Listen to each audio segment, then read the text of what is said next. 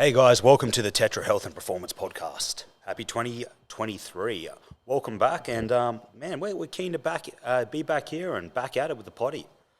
Today we are tackling an interesting one. We're tackling screenings, like assessments, evaluations, things like we use to kind of measure one's performance before coming into the gym. This is like a diversive subject in the fitness industry. Like a lot of people like a pro, and then we got a lot of people anti it. We look forward to exploring this topic and kind of showing you kind of our insight to it and why we're kind of more on the pro screening side. Yeah, it's really interesting, Mitch. It's like we have a lot of people who seem to think that the screening process is like a useless endeavor, and these people normally sit on kind of the idea that it's actually better to screen people every day, all the time, and how obviously the idea that humans are ever-changing individuals, like everything around us, our day, our sleep, our nutrition is going to affect our movement, our strength, and everything.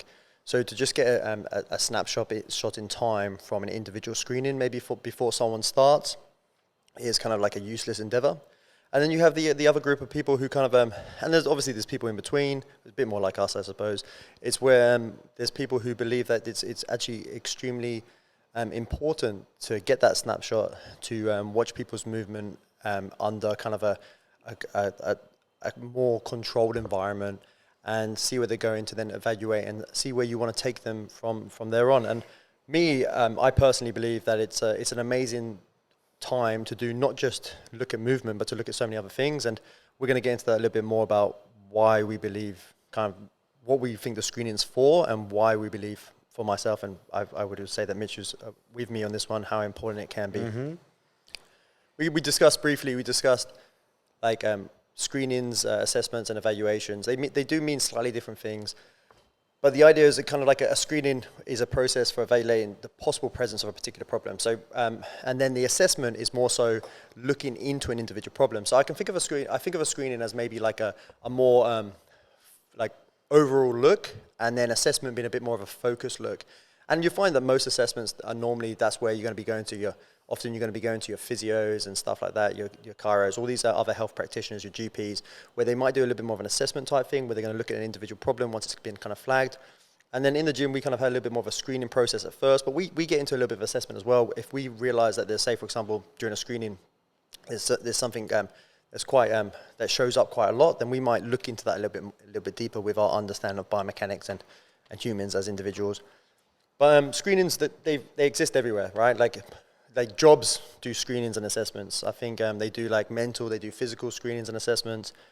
Mitch, the army do them. What was your army screening like? I'll tell you two. I'll tell you one questionable assessment I had, and then one that was pretty standardized. So like it's like an entry. It's like an entry like this. I want to see if you're fit and healthy enough. Have you got enough grey matter between the brains? How do they do that? There was it was like an IQ testing, and I remember I didn't do the greatest because you only get X amount of jobs presented to you. So the better you do, like you get more like jobs that you can do. And my pool was moderate at best. But anyway, one of the assessments in there, I don't know what the hell they were assessing, because it required me to get down to my underwear. It required me to get into a deep squat with my hands over my head and walk like a duck. Okay. I have no idea what that was for. I feel like the army can get away with that, but just quickly mention, if you ever go into a gym and that is any part of your screening whatsoever, I would put your pants back on and get out straight away. It's on the internet somewhere, I'm sure. I'm sure yeah. Taking the piss. I'll be googling that. That's called hazing, Mitch. And the other one, here's a more of a standardized one. We had this is when I was in. It was called the BFA, Basic Fitness Assessment, and it was just like a basic physical requirement to meet your job. I was like, off the top of my head, it was like 40 push-ups, and it was like a 2.4 kilometer run in under 11 minutes, which is pretty simple. And it was like a sit-up reach test, which is like, I can't remember the number, maybe it was like 60 cadence sit-ups. And then there was some like higher advanced jobs that required a bit more. I'm pretty sure the Army now has that, and then a specialized test for every single different job that's in the Army. So it has got a bit more specialized and a bit more controlled with what they're actually looking for. So that's kind of interesting to see how that's evolved in even the years that I've been out, the last 5-10 years. And it's so interesting to think that sometimes you can look at a group of exercises and you can be thinking like, what kind of information would they grab from that? But it's hard to know whether or not these exercises work unless you truly know exactly what these people want. And sometimes in the army, it is more about your kind of mental fortitude and your willingness to do what they tell you to do to be in the army. Would you agree, Mitch? Like, rather than it always being totally physical? Yeah, there's definitely a big part of it, and they gave a lot of people like second chances to try and get their fitness up to a decent amount. But there was definitely those periphery individuals that were like kind of like on the border of passing and failing. They would give them heaps of chances, then like, you know, heavily see that they are going back, working on their weaknesses, and then coming back and, you know, showing that persistence to stay in the game. And you have the police have one. We've had quite a few members come in over time where they've said, well, I need to compete. I need to complete my fitness assessment for the police. And like we mentioned, like so many jobs have different types of assessments. And like I said a second ago, it's a snapshot in time. Yeah, so it's like this is where you are right now. And the same thing with mental tests. It can be that you're not in the best environment for a mental test, but you do it anyway and you score low. But it's B also seeing like there is movements you can put in and tests you can put in to see how people learn, how people are going to organize their movement and so on. So you can use certain tests to not just get an instant picture in time, but you can kind of get a picture of that individual and how they kind of learn movement.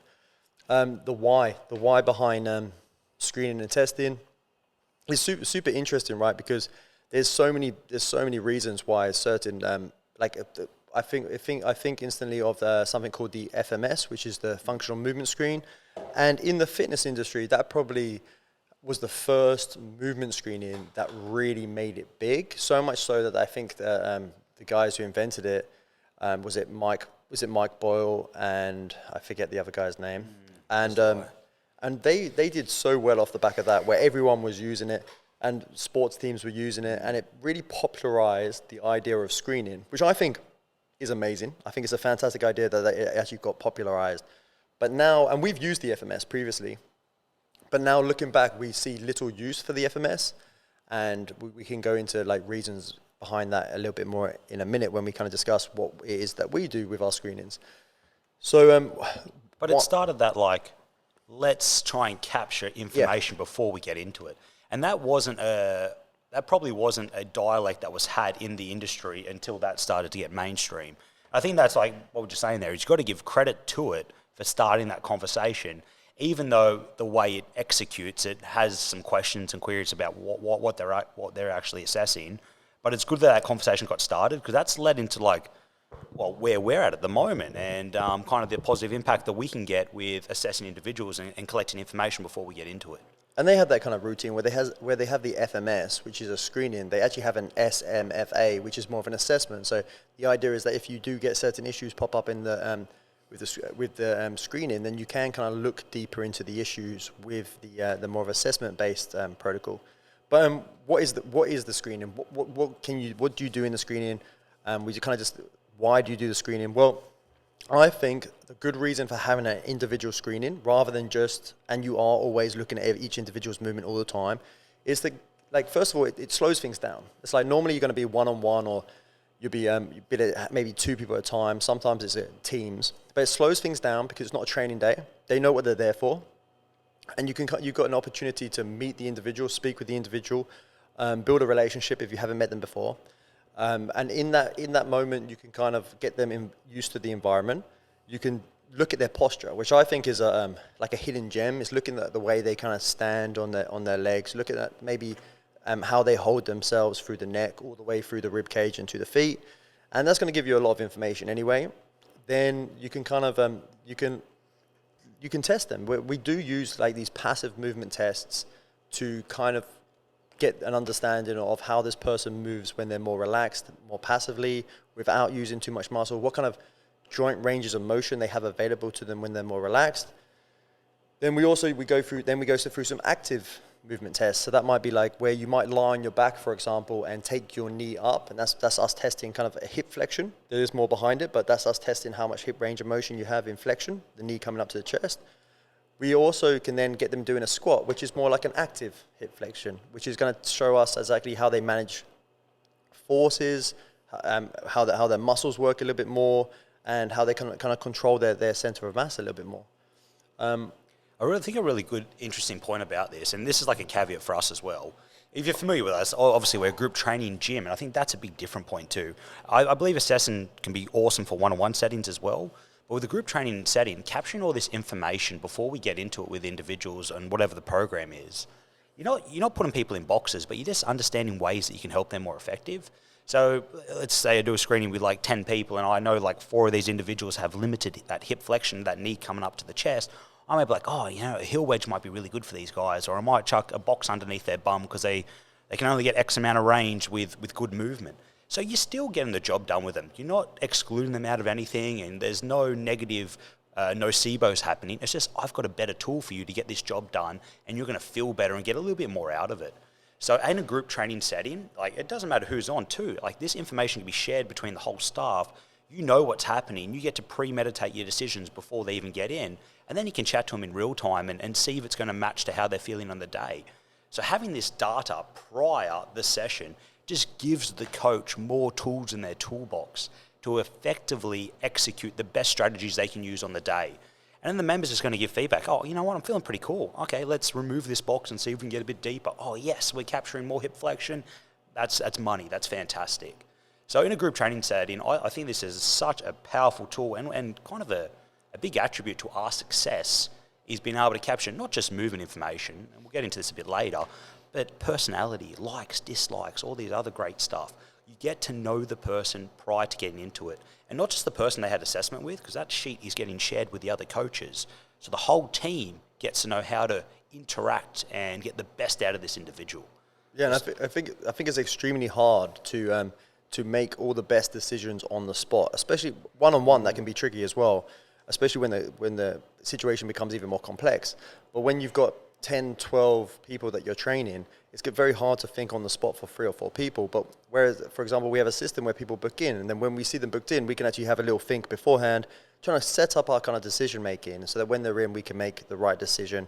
And it's good for them, right? When they're in the session, it doesn't look like they're being fussed over so much. It's kind of like, you're doing this, do this instead for yourself, do this. There's always going to be trial and error. There's always going to be changes up in the moment.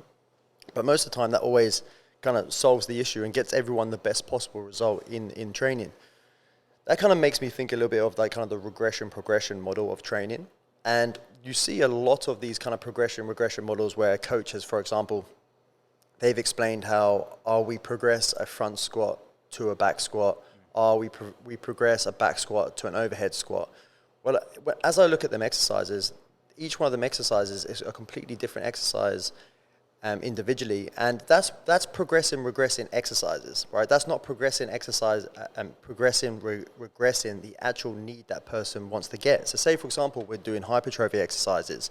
Well, I wouldn't just completely change the exercise to get that. Like Mitch said, it could be that you're doing a front squat and it doesn't so much suit that individual. Well, we can give you a heel wedge to create that range. And it's not really it's not changing the exercise much. It's just helping us create the stimulus we're trying to get. I think too often people get bottled in with, you must have to do this type of exercise, and this exercise is the progression to this exercise.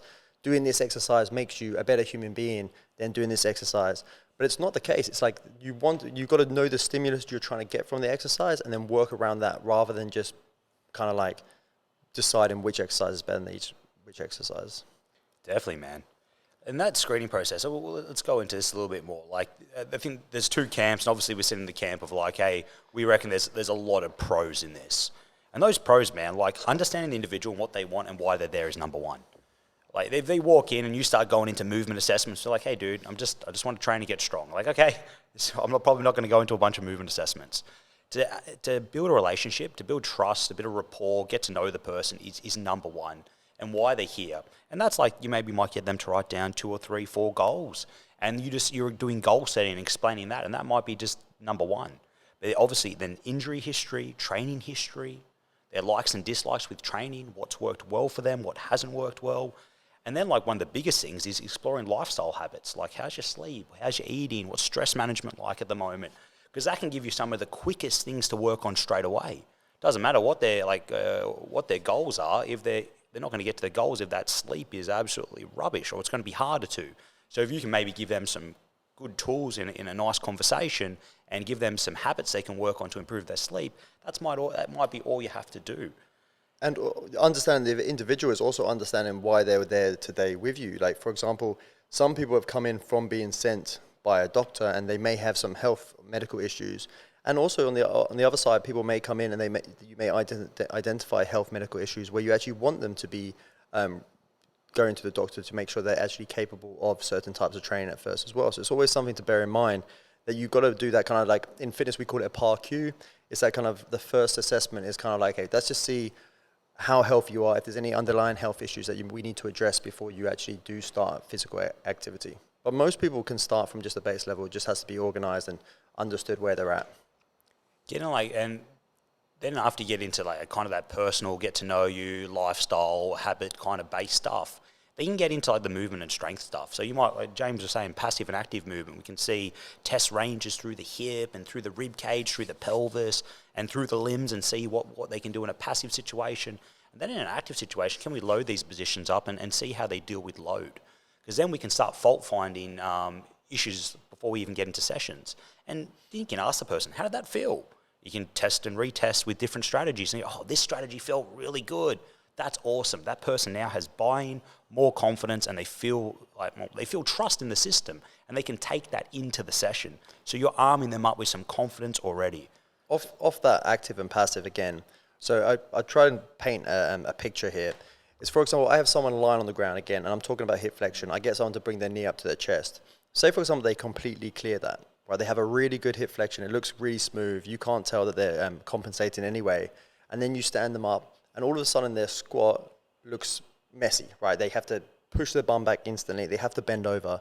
Well, the cool thing about that is not just telling us, like, lots of the reason why some people can't squat, it's not a movement, it's not always a movement issue. Like, it can often just be a strength issue. It's that you just don't have the ability to you can't get that upright squat because you can't load your knees that far away from your body. So you try and put your center mass over your knees.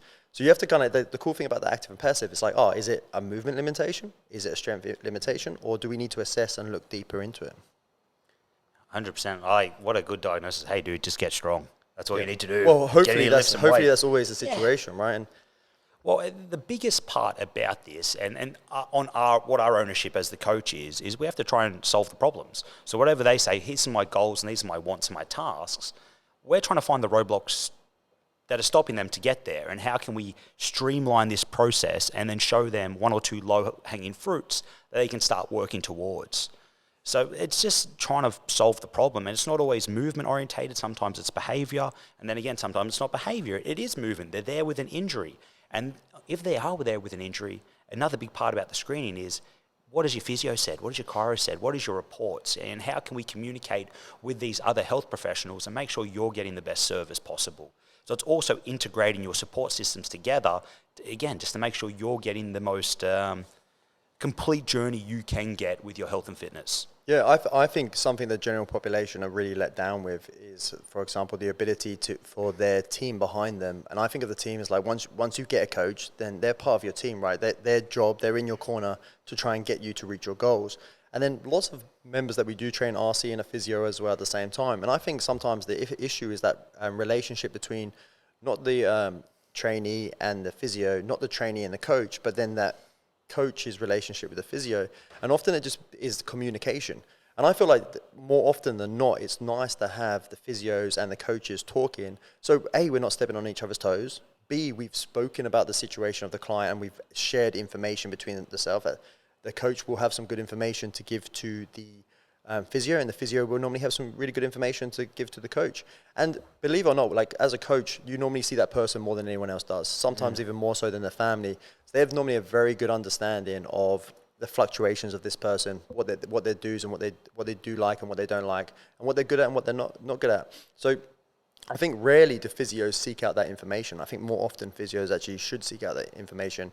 And more often than not, there should be that communication. And a good athlete always has that. Like athletes will always have that, so much so that you get to the high end of being an athlete and they're all in one building. But in that kind of lower level of athletes, they communicate as a team, maybe not in the same building, they communicate. And I think general population miss out on that a lot when they do have injuries, because I feel like injuries would be healed much faster if there was better communication between their supporters. And obviously just everyone being on the same sheet, but I think there'll be a massive placebo effect, just knowing that your team's got your back, right? Yeah. Everyone's speaking the same language to you, everyone's checking in on what's happening, and just mentally there's going to be like, oh, You know, I'm safe. I know that seems woo-woo, but it is. It's like, I'm comfortable, I'm safe, everyone's doing what they're doing, I'm not getting mixed messages, I'm not getting one camp saying this and the other camp saying that.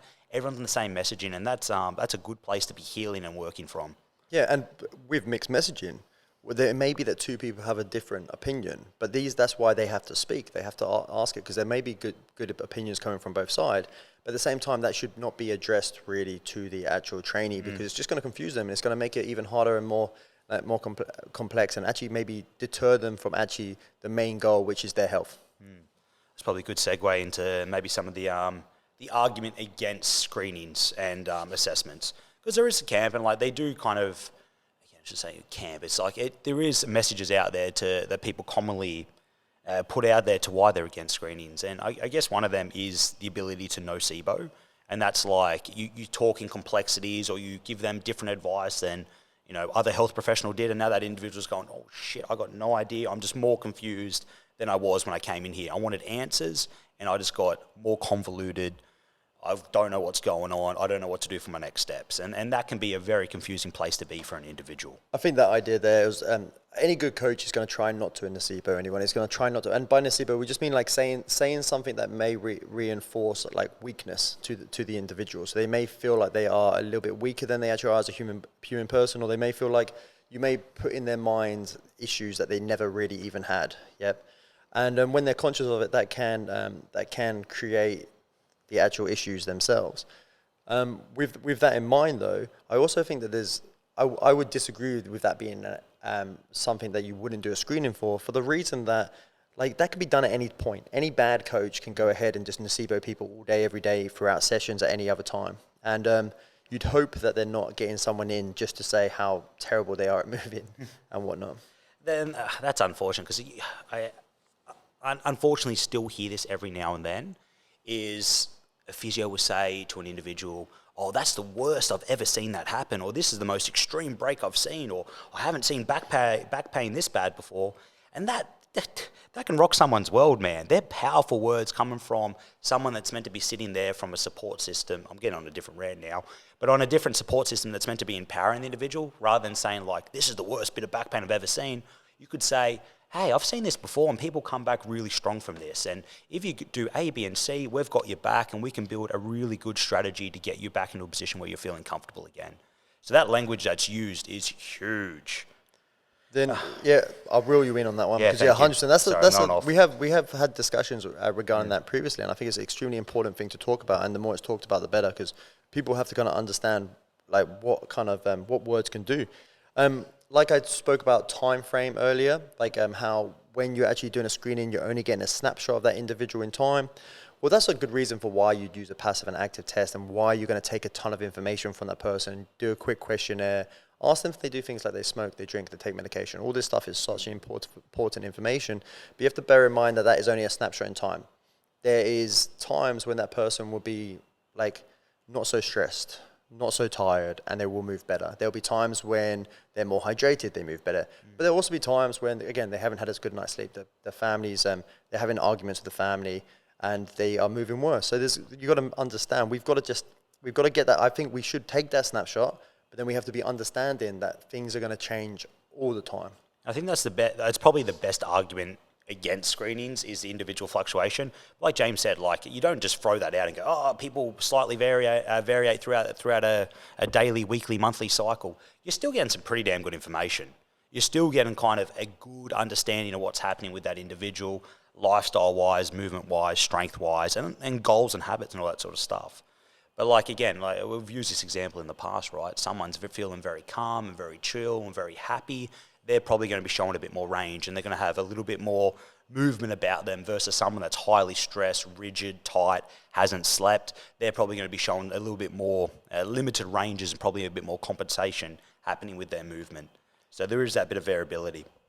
Another reason against that we hear often is just the waste of time. Like, so obviously for a coach with kind of the hours that you do, early mornings, late nights, it can be that it's just that extra hour, that 45 minutes extra of having to see, say for example, you have 30 clients, or in the gym we have like 150 members, then having to do that 1 hour or that 30 minutes or 45 minutes with each person is time consuming. But I think where you might lose a little bit of time there, you also can gain some time and a little bit less stress in sessions when you, again, like we discussed earlier, you have already planned out, spoken to all the coaches. Everyone's going to get a better session, and it kind of just. I'd rather spend a little bit more time to have an easier life, personally. Yeah, short-term sacrifice for a long-term ease, right? 100%. Here's another one. Here's an interesting one. I saw this the other day, and it was like an old army screening used to look at like feet, and they were saying like, oh no, if this individual represented flat feet, they weren't suitable to join. And like the way their lens was, if you had flat feet, that meant you had limitations, you didn't have the right type of movement to do the job. Well, we now know that's just not true. It's just showing how they represent with their center of mass and how their body distributes load, and they can still do bloody whatever they want to do.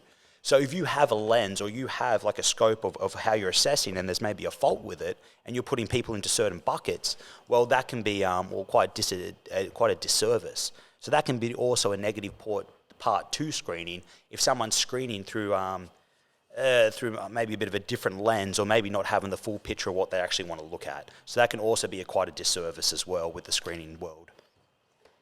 Totally. So they're the reasons against, and I don't think any of them really stand up to not doing a screening because I think it's actually a super useful tool. Then just to make sure, like anytime you are doing a screening, like we talk about them fluctuations, where it's extremely important to kind of make sure that you have your your understanding of what you want to get from that person. But really bear in mind that this is where our screening has gone over years and over time. Because initially our screening was a kind of like a fixed model. We used someone else's screening. We used the functional movement screening. And then over time, we kind of learned there's actually different information that we want to capture from these individuals. And then over time, we build screenings around that. And then we'd have this prefix screening for when someone comes in. Well, nowadays, it's less a prefix screening and more like a guideline of a screening. Whereas we have a sheet of paper in front of us with tons of different pieces of information, little notes and stuff like that. And then on the back side of it, we have actually like a questionnaire.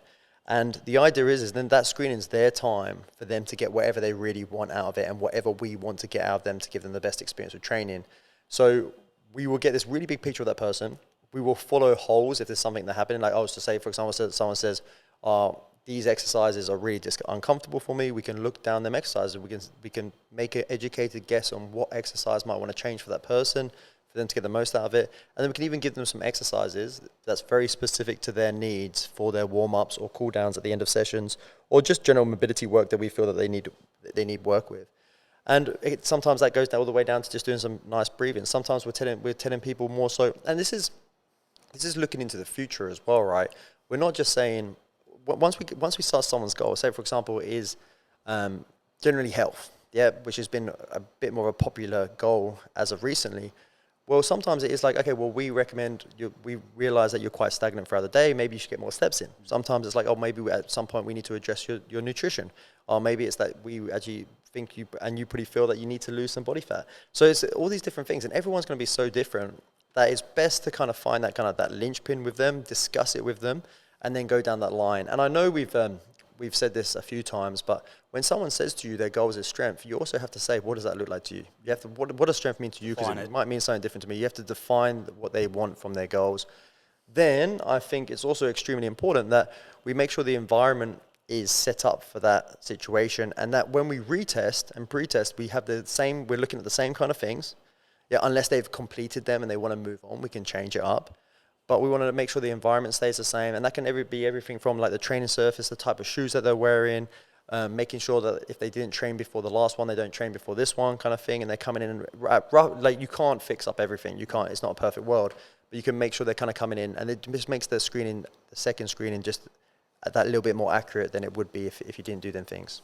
And sometimes people just want to see that that improvement, right? So part of that screening might be just some, a relative strength. It might be just a nice time to watch them with some positions. And session number 1, if they got bloody 12 push-ups, could they improve on that? And are they now representing 20, 30 odd push-ups with looking all right? So sometimes the screening can just be like a clap on the back, like a clap and a pat on the back, saying, well done, you've trained really well over these last couple of weeks, which can be a great motivator and just kind of drive home to them that their habit they've been forming with going to the gym and making lifestyle changes has been worth it, because they're seeing like some tangible results. They can actually see where they started and where they are now.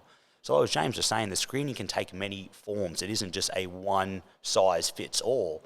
Someone comes in, there's a template, but you kind of adjust it and play it to where it needs to go for that individual. So I think that's kind of one of the most powerful kind of changes we've made over the last couple of years, is that dynamic screening, if you will. And you got to, when you're collecting that one bit of information, that data with them at that moment, well, you need to make sure that depending on what their goal is, then you're doing the correct collection of data going forward.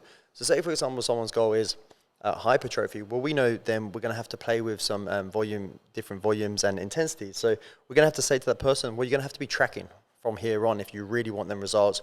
We might have to look at nutrition as well. Then you might have people whose goal is a bit more on the strength side. We're going to say, well, we might not be tracking as often. We're going to make sure that we do try and have them kind of like them opportunities to really max out, and we've got to make sure that's what we're tracking and then following that through. Some people's goals might be their weight, so then we've got to make sure that we're tracking that again, like not maybe every day, but we're going to make sure they know how to go forward and what tools to use to track that, to see the progress going forward. So there is kind of the fact that, like, us as coaches, it is our job to monitor people, but at the same time, it is also their job to self-monitor, and it's us as the experienced coaches can be really helpful telling them the tools to use to monitor themselves. And then what we get is we just get this kind of like this continuous feedback of them seeing improvement and really just get really good improvements from there. Oh, that's fantastic. Like you said, your years of experience, you're just shifting down and giving them the best tool for their goal.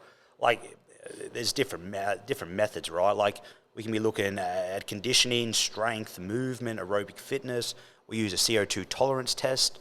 Group strength is something we've cycled with, playing with. Relative strength testing. There's so many different areas that we can kind of look at, test and assess. Going back maybe a little bit into the screening things, like other things like I think that are super important that you discuss with screenings is kind of like someone's body shape. It's something that's not very always discussed that often, but you're going to have people come in who are taller, people who come in shorter, and then quite often people get this feeling that they have to be perfect at certain exercise and it has to look like this for them. Well, you'll find that quite often that is not the case. Like we look at when someone comes in, you're going to instantly look at them. You're going to be like that. Oh, he has we're not going to say it as always, but you're going to say you have an extremely long torso, or maybe you have like longer like tibias, which is like your shin to your femurs, and this is going to make you better at certain things. So this is your movement bias. This is what you're just generally going to be better at. I'll give you an example of someone that has really long femurs, so upper thighs, and someone has short tibias. They're not going to be able to squat super upright. Yep. But that's where we constrain them. And again, I think people often think that something like a heel wedge is something they need to work away from, but it's just not the case. Like if you want to squat upright and get that kind of shape, then it's going to always be probably a heel wedge squat for someone who has these long femurs and short tibias, because that heel wedge actually increases the length of your tibia relatively to your femur. Therefore, you now when you're on a heel wedge, you have this longer tibia, right? So it's not something that you always have to work away from, and it's super useful. Otherwise, sometimes it's going to be harder for you to bias certain muscle groups over others. And then what you said earlier, mate, remember like at the start of the chat, we're talking about different exercise and different tools, and exercise are just tools. Well, that individual might go, I know a good movement for you. Let's get load in front of you with a heel wedge. Guess what? We're going to bias more range for you in that squat. So that's like something like a goblet squat or a front squat might suit that individual really, really well, because that's going to help them shift their center of mass back slightly. They can get down a bit deeper in that range and kind of stimulate a bit more tissue. So it's a great way of just finding the right tool for the right job for that individual. We're still getting them to squat, just find a different way that suits them a bit better to depending on their biases and the movements that maybe they might struggle a little bit more with. Yeah, and with the passive tests, we're building up I think with these tests, these movement tests, these strength tests, the coach is really just building a picture, right? We can kind of say, these sessions are going to be best for you. Often people show a lot of bias. Like we see biases in things like, again, the different shin, femur lengths. We have differences in torso lengths with people. We have different heights with people. We have people that have wider shoulders, narrower hips, wider hips and narrower shoulders. And all these things are going to tell us a lot of information about someone and where they might suit. And then we might even look at their strengths and weaknesses. And normally it's like, no wonder you've never liked deadlifting, because you don't really have the shape for someone who's going to be the best deadlifter in the world. Or like, no wonder you love squats, because your shape is perfect to like do a very vertical squat, and you probably always feel like you're quite impressive with your squat. And then we can feed them into that. We can choose exercise selection later on to build them into their biases, give them a little bit of what they're really good at, but then over time make sure they're quite well-rounded and feed them kind of a little bit out of their bias. But then there's also the case where some people might never be really, really good at something without a constraint, and that has to be bared in mind. And then some people there is some people who are better off never doing certain exercises, believe it or not. Yeah. And that could be confronting, but like you know it too intrinsically. Like when you're doing a movement, it's like this just doesn't feel great. Again, we can just pick another variation or put some constraints in play, and I bet we can elicit a slightly better response and get that movement that might feel a bit, not a grooved in position, feels a bit clunky or chunky, into more a grooved position where we can slowly start opening up some more ranges and turn that hopefully one day into more of a passive grooved position. Yeah, and people tend to follow what they like and what they're strong at. But also people are obviously their behavior is dictated by the other people around them. So it can be hard for people with very different body types to be accepting of how their best mate is an amazing squatter and they're not good at squatting as their best mate. But then you can also, like, with some education or with some, like a coach that kind of understands this thing, that you don't say, no, you're never going to do that. They're more than welcome to do things that make them happy. But you can kind of explain that to them, and then you can help them filter them ways into things that they're actually extremely good at. That's the art of coaching. Uh-huh. Like, there's many ways to screen out there. Like, there's many different professionals that do it. We do it from a strength and conditioning standpoint. Physios have their assessment protocols. Chiros have their assessment protocols. Who else am I forgetting? Like, sports coaches are going to have fitness tests they want their teams to be able to achieve. And everyone's just using it to collect information and to see how they're going to tweak their programming, or how they're going to interact with the individual, or how they're going to give them extras or modify the sessions to meet their needs. It's just collecting information to hopefully get a better outcome for whatever you're trying to chase. Yeah, I think the saying is, if you're not assessing, you're guessing. And that there's good reason behind that, right? And whereas we're not always just assessing in an assessment, in a screening, we're assessing all the time. Like, as a coach, I think like a good coach is thinking all the time. He's watching everyone move, and he's just trying to like help everyone like get the best possible movement with reaching their goal. But I think that you've also got to look at that as a gym. I personally would like to like go somewhere where I was getting tested and screened before I started, so I can see improvement. But that doesn't just stop there. Like Mitch was just talking about, obviously you have your physios, your chiros, and all these other places. I think that it's very important that when you do start with them, they have some sort of process where they do that themselves. And if that's not just for your physical well-being, it's to understand that you as a person mentally, because when you are in pain, pain is so multifactorial that you will probably find that they need to make sure, and they need to like red flag certain things. They need to make sure there's other reasons why you're not, and they need to kind of delve into that a little bit to understand your kind of like your behavior and your perception of your pain, so that then they can help influence you physically and mentally as their job. I guess a big point there too. So if you walk into a practitioner, the word, and you just say, hey, I've got lower back pain, and the individual does nothing more but just hops you onto the table and says, massages spot A, B, C, and here's 3 strength exercises. Well, you'd be asking yourself, okay, why did they dive a bit deeper? Why didn't they explore a bit of my background? Why didn't they explore some ranges? Why wasn't there more information collected prior?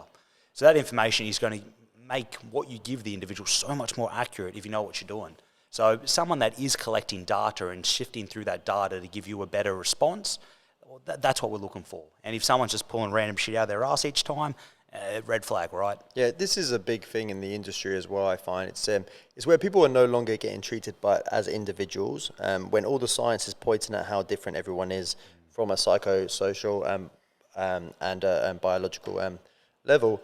And what happens? We see people being like, and this is rife on Instagram, for example, where they're like, this is the exercise for your low back pain. Well, this is just feeding off people with low back pain. Well, there is a very small chance that one exercise is going to help you with your back pain, but do you have recurring back pain in a few days kind of thing? Like, is it actually treating the problem?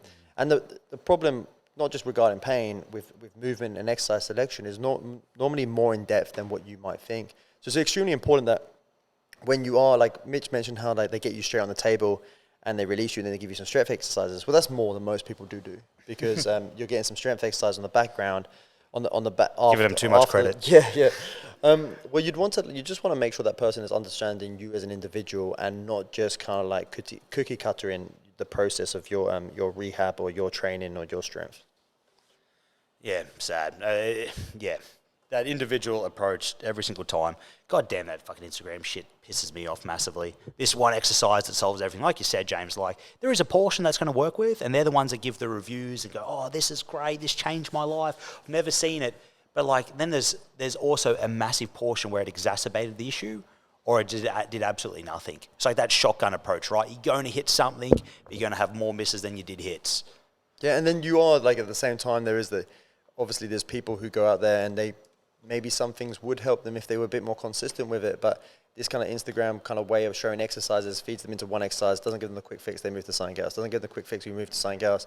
And it's kind of, that's not what you want to do when you are on that kind of rehabby or training journey.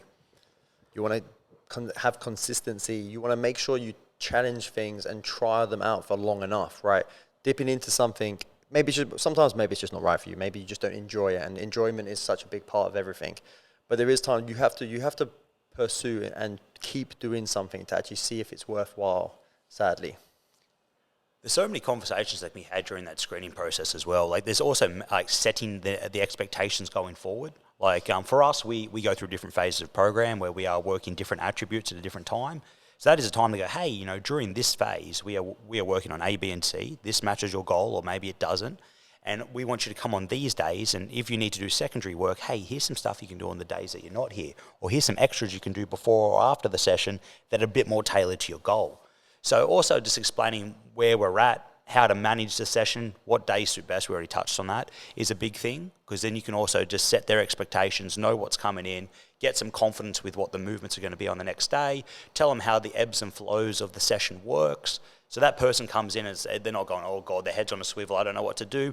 They already have some expectations of what's going to happen and how to kind of just adapt into the session and not feel like they're that awkward person going, I've got no idea what's happening. Yeah, I even had a screening just the other day with a new client. And for example, he came in and we were looking at some of his movement tests and stuff. And for example, when he was doing an RDL, like a hinge type movement or a toe touch, he'd kind of really roll his feet out a fair bit. And I kind of explained the importance of being able to send your bum back. And when you send your bum back, being able to find the inside foot, or if anything, the whole foot.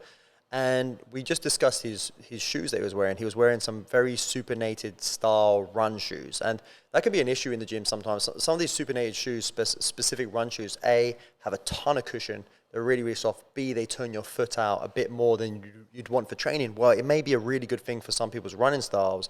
It's maybe not going to be the best thing to capture certain ranges of motion in certain exercises. For example, like the deadlift being a good example in this one, or anything where you have to send your bum back. And for example, we kind of just discussed that with him. 2 days later, I see him wearing some training shoes. And it's really easy to look up just training shoes, and they're normally flatter, maybe a little bit of a higher heel than toe. They normally have a little bit more firmness to them. And they normally allow you to capture your whole foot, which makes you generally good at every exercise, or gives you an opportunity to be better at every single exercise. So sometimes it's just that. It's like, we've seen this a lot. There's good reason behind it. It's like, change your shoes up. And it works. Like, it's quite amazing. And there's all these other things that you can do with getting a screening in, and that's the opportunity is there, where you might not know what you're going to discover in that session at that time. But as a coach, you've got to kind of be open and ready to be like, okay, let's speak to this individual, let's find out where they're at. And it's everything, like Mitch was saying, all these other things, like habit building. Like, again, I say this all the time, but like, people who come in all steam ahead, and you're like, nah, slow down. Like, this is going to be a longer journey now. Like, maybe you want to get somewhere in 3 months, but do we just want to stop there? And has that been something you've done all your life? And they're like, oh, actually, yeah, I normally train for 3 months, stop for 3 months, and like, I've never got results. Well, that's why. Like, we want to make sure we can keep this fire burning. And sometimes, like, the fire that burns the greatest, is a fire that doesn't burn like extremely hot, right? It kind of just lingers. I think there's a bit better saying than that, but. We'll just go with it. Yeah. Lock that one in. But it's honestly, it's I wouldn't say red flag, but when someone comes in here and they're like, I'm going to be here every day, you just get used to me, we're going to crush it every session, like, ugh, mate, let's manage expectations. And yeah, as well as that, on our screening, we have our questions set up in a certain way. So it's, for example, it's like we ask questions where we say, what is your nutrition like? How would you rate do you think your nutrition is good? Yes, no. And they'll be like, oh, okay, I think my nutrition is really good. Yes. And then we say on top of it, like, do you think that you could do with some extra assistance with your nutrition? And some people will be like, yes, yes. And then we have other questions that kind of lead us to kind of understand, even when people are like, oh, I've got that completely down, I don't need anything. We can kind of like push into that a little bit, just because we don't know. If someone says they got their nutrition down, you really still have to probe a little bit to find out if they actually understand what good nutrition is. Because the information out there is really bad. Most of the information out there is bad. I think at the moment I was just seeing it pop up on my social medias about how, I can't remember what the new trend is, but it's like, obviously, I think it's low carb is still really high in trend. Intermittent fasting is becoming really high in trend. And people will try that because it worked for their mate. And it's sometimes good just to have that chat with the coach, where the coach can be like, well, these are reasons we know behind why this doesn't work for everyone, why it might not work for you. And we can just like guide them in their process of thinking about what might work best for them. You want weight loss? We've got a great potty on it. You want some weight gain? You want to get stronger? We've got a great potty on it. Come to the source. We've got your back. Yeah, 100%. It's just experience, isn't it? Like we've tried and errored everything 100%. Personally and with members for many years. So it's always good to get that kind of that professional opinion. Anything else regarding? No, nothing that's jumping to the top of my brain. But I think there's plenty of bloody good points there for why we invest in a screening. Like you said, it can be a bit of a hassle initially, but the effects later and just long term in the sessions is huge. People have more confidence in knowing what they're doing. But if you do have any reasons why you don't think it's good, man, chuck it in the comments. Let us know. Yeah. Let's chat about it. I do have another little thing as well. Like, I was just thinking, like, along the lines of when someone does come in, you've got to ask them their training history. You've got to discuss with them. It's a bit late in the podcast to be talking about this. It actually should have been something that was pretty earlier on. But you've got to discuss with them their training history. It's so important to know when someone comes in. So, what were you doing last week? Oh, I haven't been training for about a month. Well, that guides us in our process of saying that start you off slow because something is more than you were doing last week, right? Or last month. And then if someone has actually just come out of a really intensive block of training, well, we can keep that intensity and maybe taper it or maybe pick it back up even more so. So we have to know exactly where someone's come in from to then for them to keep making gains. Otherwise, you're just starting everyone from the exact same position. We purposely set our programming up so people can come in from anywhere and be in a group session and then still add to what they've done or start that taper off of what they've done. Yeah, good point, mate. That comes down to intensity. It's like you've got to know what kind of weights. It's good to have that conversation. It's like what do you normally lift? Like what are your weights normally? What kind of training do you do when you train at your 24-hour gym? Like, do you train? What kind of split do you train? I think is super interesting. It's like, well, I train upper lower, and actually just asking someone the split, you instantly get a good understanding their understanding of training in general. So you're like, well, this guy's a little bit like maybe he's an intermediate, maybe he's a beginner, maybe he's a bit more advanced. And so someone comes in and you say to them, what split do you do? And they go, chest Mondays. And you're like, okay, well, maybe, in my opinion, they're either the top of the top, and you're going to see that in their body type, or they're kind of like on the lower end of the spectrum and just starting out. When someone gives me I go upper, lower legs, and I hear legs twice in a week, I'm like, okay, this guy's intermediate. If I hear upper, lower legs, upper, lower, I'm like, you know what I mean? Doing legs twice to three times a week, this guy's an animal. Yeah, this guy, yeah. So it's like discussing their previous training is extremely useful because we've got to put them somewhere. And because we can make mistakes, right? Like someone could come in and, for example, last week they had done 0 intensity, 0 volume, but they were training light.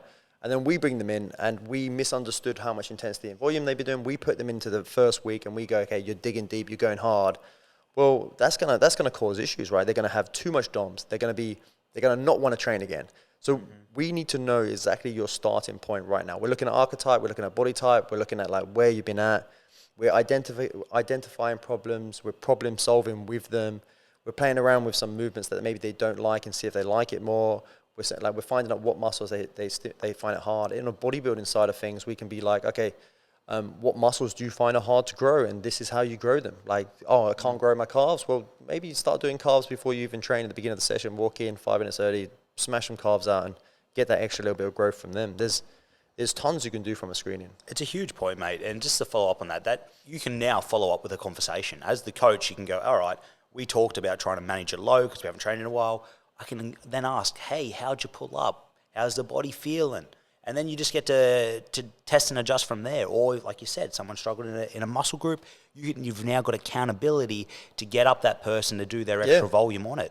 So that initial conversation with the screening leads into all these different other forms of accountability, load management, bloody trust and rapport. Yeah. That's what I was going to say, rapport. It's like it's an icebreaker.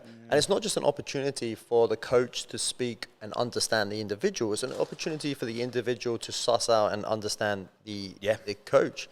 And then once we've done that, then we can talk from then on. We can talk more training. We can talk more about ourselves individually. We can have a little bit more of a bond. And that at the end of the day creates a buy-in. And the idea of buy-in is that if someone, like, even the worst program in the world with high buy-in, someone who's committed to it is going to get some goals. Yeah, maybe they're not the worst program in the world. Some pretty bad programs out there. But then once someone has that, where they actually like, okay, well, I'm bought into this coach. I know that he's got my back. Yeah, I like the guy. Can help. Doesn't have to be the situation though. Like I understand the program and what we're trying to do. This creates buy-in, and it's going to create that. And then I know that I should be getting in 3 times a week because I spoke to the coach, and I know I should be training at this intensity to start off with. And you can't really lose from there on. I think as the gym is called benchmark, I think that's kind of what we're actually aiming. That's when we actually originally named it. It's kind of what we're going at, right? Like you're setting these benchmarks. You're kind of being like, okay, this is where at least this is at where you're at. Yeah, and this is the direction in which we want to take you. Mate, that is some full circle stuff right there. Yeah. Bloody the name of the business. Love it. There you go. Love it. Anything else, sir? No, that's it. I think I could talk about stuff like that all day, but yeah, we'll leave it for now for another one. Well, I think a future one will kind of go a bit more nuancey, exactly like kind of what the skeleton of our assessment is, and maybe we can talk a little bit more about, or maybe the protocols to interact when someone represents certain things. Anyway, that's maybe future. If you've got any interest in it, let us know, guys, and we'll chuck some videos up and show you some of the stuff that we use, or we can dive deeper into the screening process. Cool. Nice. Cool. Catch you on the next one. Thanks, guys. Bye.